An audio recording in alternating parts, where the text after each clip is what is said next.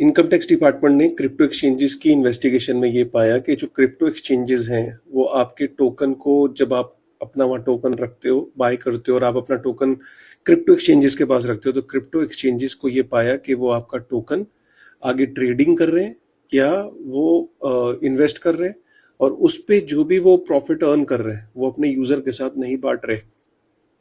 अब आप कई लोगों को ये सुन के शॉकिंग लगा होगा, मुझे भी शॉकिंग लगा।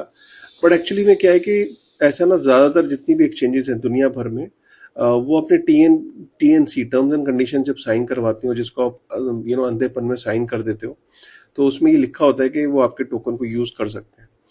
एक्चुअली में अगर आप देखो ना, उन्होंने ये इंस्पिरेशन बैंक से ली है। बैंक के अंदर भी जब अपना पैसा आप डिपॉजिट करते हो तो बैंक भी आपके पैसे को आगे लेंड कर देता है और वो उस पर प्रॉफिट कमाता है।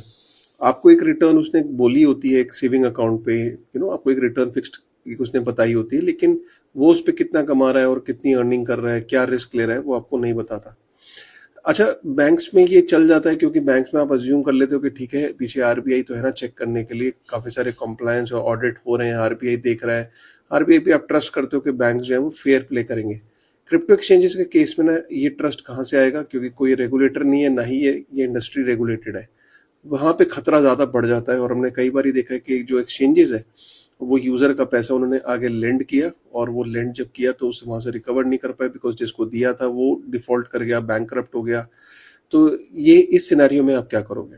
बेसिकली क्या, एक्सचेंज तो अपने आप को सेफ मानती है, क्योंकि उसने तो बोल देगी कि टर्म्स एंड कंडीशंस शुरू में जब आप आए थे साइन अप के लिए, तब आपने उनको अलाउ किया था, हमने तो आपको बता दिया था। तो है तो ये खतरे की घंटी, क्योंकि इनकम टैक्स डिपार्टमेंट ने पाया कि एक ज़्यादातर इंडियन एक्सचेंजेस चाहिए इस चीज़ में इन्वॉल्व है कि वो आपके क्रिप्टो को आगे लेंड कर रही हैं, ट्रेड कर रही हैं, तो रिस्क प्योरली आपका है। सो जनरली कोई ऑप्शन तो है नहीं, बट सतर्कता आपको बरतनी चाहिए।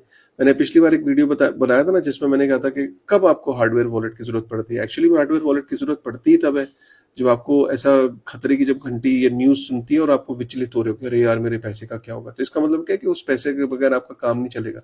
जिस दिन आपको ये फीलिंग आने लग जाए कि यार मेरा जितना पैसा एक्सचेंजेस में पड़ा है ना यार, अगर कुछ हो गया ना भाई, मैं तो बर्बाद हो जाऊंगा, तो वही शायद टाइम है हार्डवेयर वॉलेट्स के बारे में सोचने का। ठीक है, तो बहुत ज़रूरी है आपके लिए ये चीज़ कि इस इंफॉर्मेशन को रखना। आप ये मत सोचो कि हमारा जो क्रिप्टो है वो एक्सचेंजेस पे पड़ा और वो बिल्कुल सेफ है। अब तो इनकम टैक्स डिपार्टमेंट ने भी अपनी इन्वेस्टिगेशन में ये बात प्रूव कर दी। ठीक है, तो अगर ये वीडियो पसंद आई तो एक बार शेयर करिएगा अपने दोस्तों के साथ, और ऐसी ढेर सारी इन्फॉर्मेशन के लिए रील को सेव भी कर लीजिए और मुझे फॉलो कर लीजिए। Thank you.